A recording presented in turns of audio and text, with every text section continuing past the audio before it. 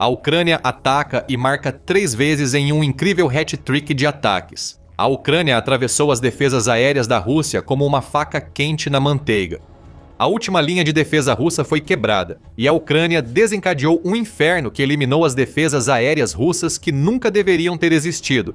Agora, elas se foram para sempre, e a Rússia precisa encarar o fato de que está mais vulnerável do que nunca, com suas defesas varridas do mapa. E tudo começou com a Unidade Alfa da Ucrânia, parte do SBU, ou Serviço de Segurança da Ucrânia. A Unidade Alfa passou anos envolvida em uma grande campanha para enfraquecer as defesas aéreas da Rússia. Esses ataques prepararam o mais recente hat-trick ucraniano, que explicaremos após detalharmos a grande assistência da Unidade Alfa aos espetaculares atacantes da Ucrânia. As informações sobre a Unidade Alfa são do Euromaidan Press em postagem no Telegram do SBU. Somente em 2025, a Unidade Alfa conseguiu destruir cerca de metade de todos os sistemas de defesa aérea Pantsir S-1 da Rússia, cada um custando entre 15 e 20 milhões de dólares. Isso causa um grande déficit no orçamento militar russo. Mais importante, a destruição de muitas defesas aéreas russas abriu corredores aéreos mais seguros na Ucrânia e na Rússia. A Ucrânia usa ataques para enfraquecer a retaguarda russa e assim dificultar as ofensivas na linha de frente, explica o SBU. O Panzer S-1 é destacado como um dos sistemas de defesa aérea mais eficazes da Rússia contra drones de médio e longo alcance, que ganham importância no arsenal ucraniano.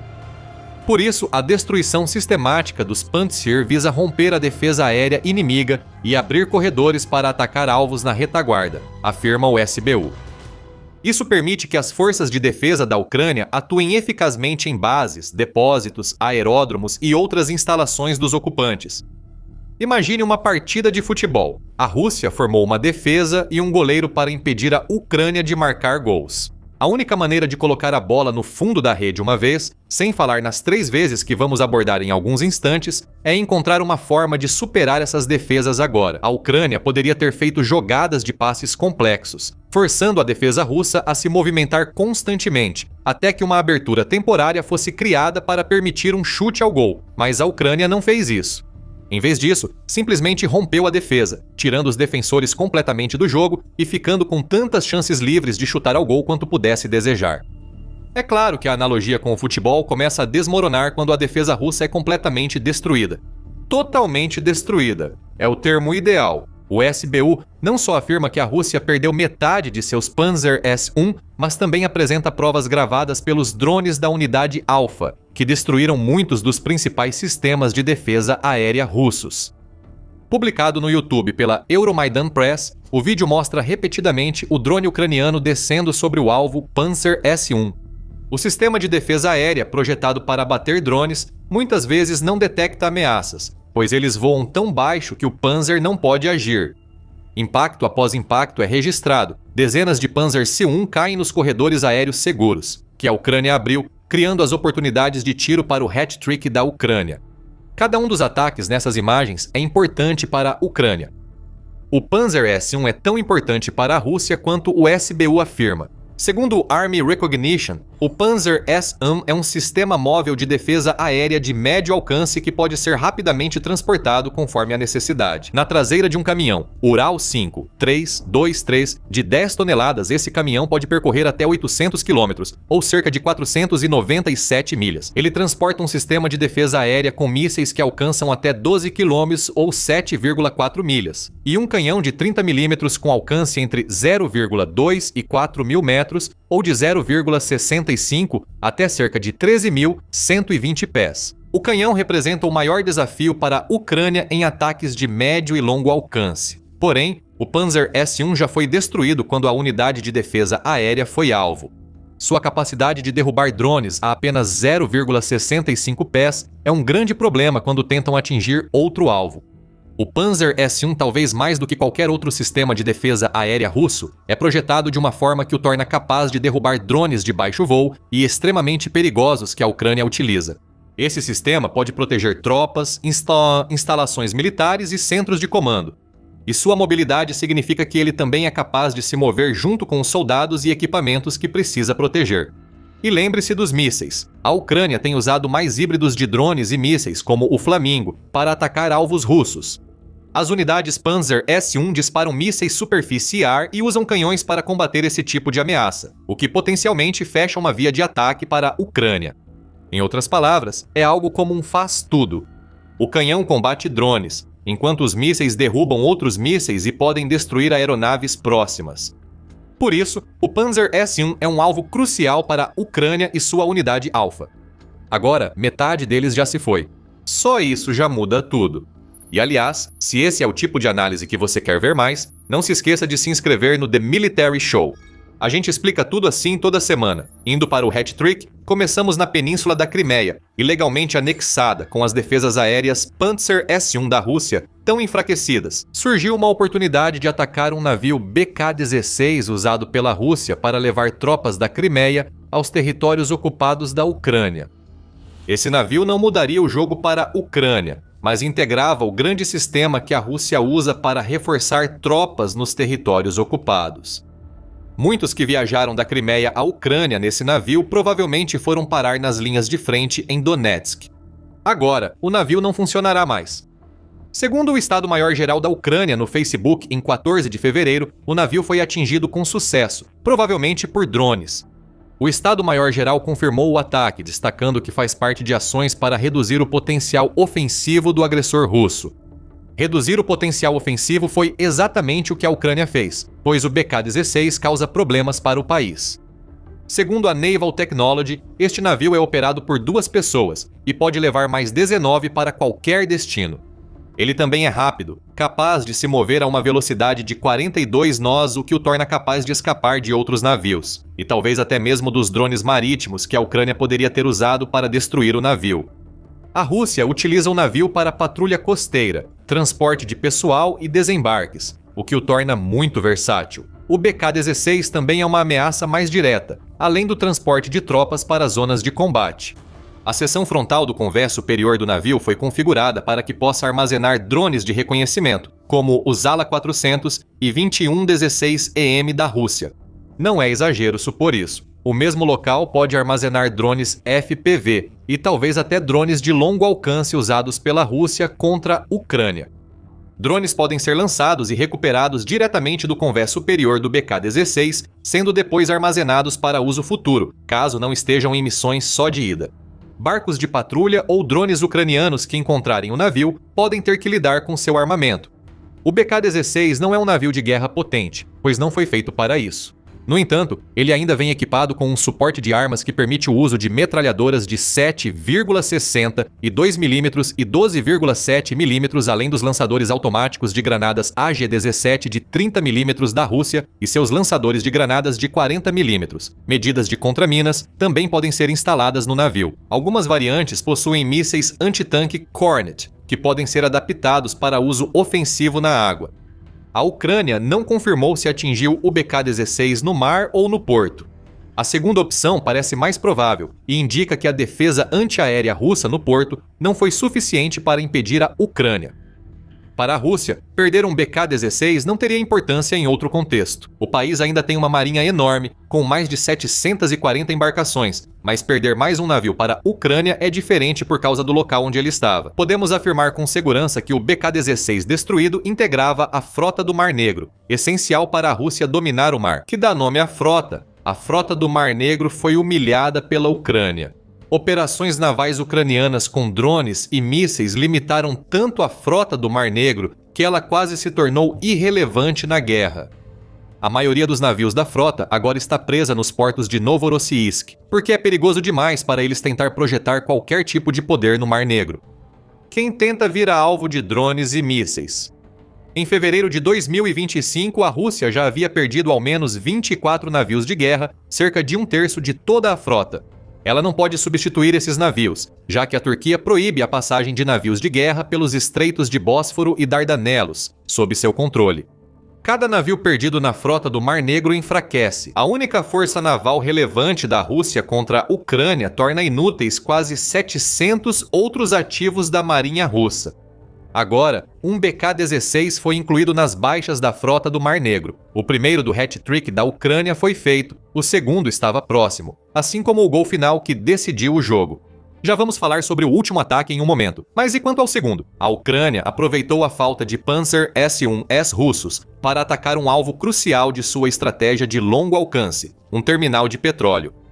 Neste ataque, vamos à região de Krasnodar Krai, na Rússia, onde está o assentamento de Volga.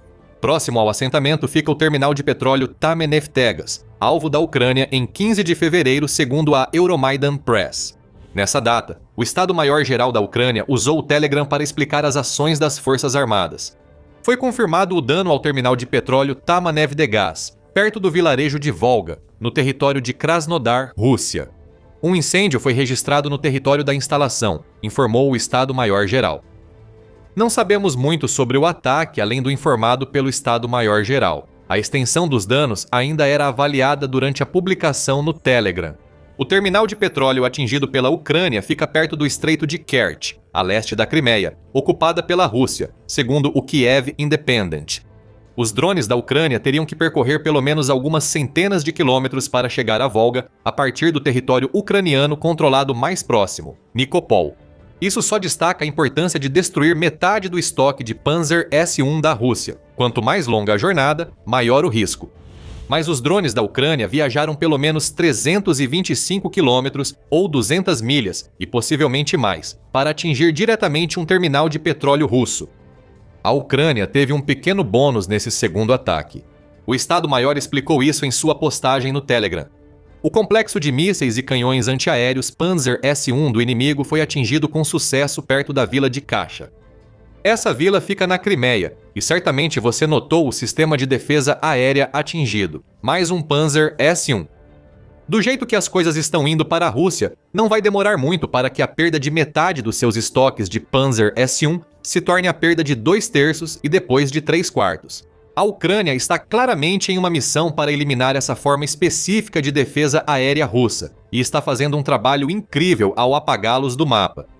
Isso nos leva ao terceiro golpe do hat-trick. Se o ataque ao BK-16 foi uma cabeçada certeira no ângulo, o do depósito de petróleo Krasnar Krai foi um chute suave e preciso no canto inferior. O último gol desse trio foi a Ucrânia marcando ao chutar a bola na cara coletiva da Rússia como punição. Será que algum dia pensou em jogar o mesmo jogo que a Ucrânia? Os ataques 1 e 2 ocorreram na Crimeia anexada e em território russo. No número 3, a Ucrânia atacou seu território para mostrar aos russos que a retaguarda não é segura. O ataque final foi como uma jogada de 2 toques que resultou em gol, pois a Ucrânia mirou em 2 alvos.